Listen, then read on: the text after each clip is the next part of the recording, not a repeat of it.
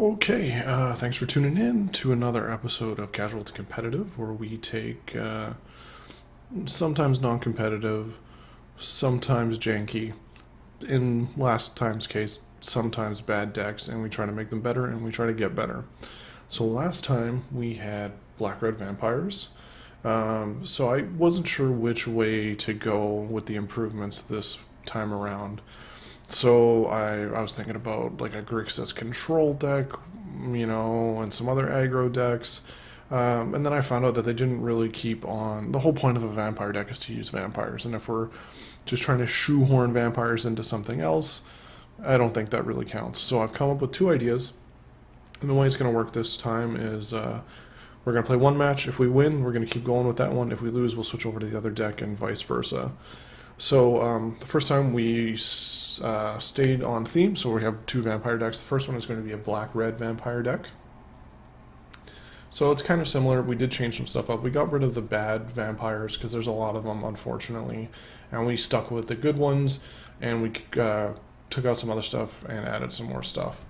So the biggest change we have is we have this card, which is Hanweir Garrison, where it's a 3-mana creature, 2/3. It's a human, it's not a vampire, sadly, but can't win them all. Whenever it attacks, we can creates two 1/1 red human creatures that are tapped and attacking. But the coolest thing about him, or them I should say, is that there's another card called Hanweir Battlements. It's a land, and it's adds one colorless. You can pay 1 red and tap it, and a creature gains haste until the end of turn. Or you can pay 5, 2 red, 3 green, and tap it, and if you control both the land and the Hanweir Garrison, it transforms into the Writhing Township. And the Writhing Township is a 7/4 with trample and haste, and whenever it attacks, it creates a 3/2 Eldrazi horror token. So that is one thing that we've changed. We still have a lot of the same vampires. So we still have the Olivias, the Dranas, the Yehenis, the Gifted Aetherborns. I think those are just the best vampires that we have available to us in Standard currently. And the other ones, there's Kalidas. Kalidas is ridiculously expensive, and he doesn't really fit into what the rest of this deck is doing. He's kind of a controlling card, mid-rangey, turn the game around for you. So other than the vampires, we have the metallic mimics. So we have 4 of them. They're our lords. So when it comes into play, you choose a creature type. It becomes that creature type, and as well, next time you play a creature of that type, it gets an additional 1/1 counter on it. So that's basically our lord for our vampires.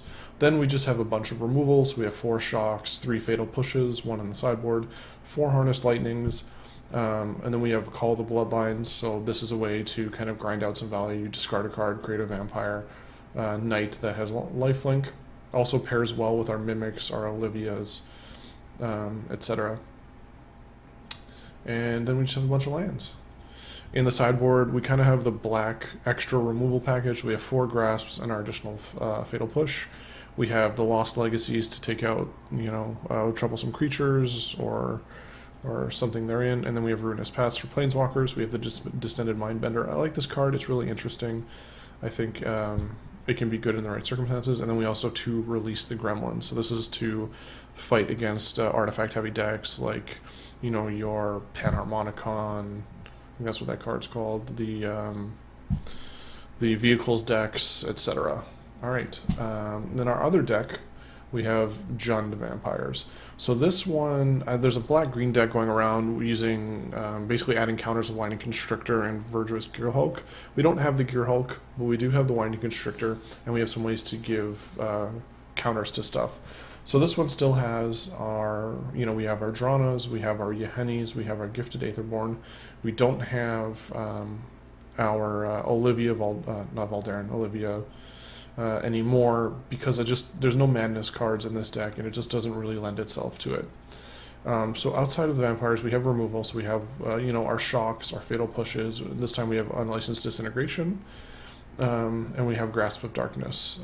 Other than that, we have our mimics, and this time we have winding constrictors. So basically, the plan is to play a mimic, play a winding constrictor and a mimic, and then play, Drana gets counters when she does damage, Yeheni can get counters when you kill another creature, our Mimics will give counters to our Aetherborn, etc. And then we also have another package, which is kind of like the token +1/+1 package. So we have this card called Aether Poisoner, which is a 2 mana 1/1 with Death Touch. It's a black creature, and then when it enters the battlefield, you get 2 energy, and whenever it attacks, you can pay 2 energy and create a servo token. Okay, so with that, what we can do, we also have Indulgent Aristocrat, which is a vampire. 1/1 life thing for 1 black. You can pay 2 colorless, sacrifice a creature, and put a 1/1 counter on each vampire you control. So if we can get this going with Winding Constrictor, we're putting a lot of counters on everything, and it can work out pretty well for us. Yeah. So, and then on this sideboard is kind of similar to the last one. So we have our additional removal package. This time we have some card draw. So we have Live Fast, because there's no real way to draw cards. It also gives us energy for our Aether Poisoner. We have the other Fatal Push. We have our Lost Legacy, same reason. Ruinous Past, same reason. This time we have Gonti, Lord of Luxury. I'm not sure if this is a good pick, but he's just a really cool card, and I wanted to try him out. This is probably for our control matchup, so we can kind of try and steal an expensive card from them. And then we also have our Radiant Flames. So we're going to start off with Black-Red Vampires, and we're going to see how that goes. And if we win them all, we win them all, and that's great. And if we don't, we'll switch over to Jund. So stick around, and thanks for watching.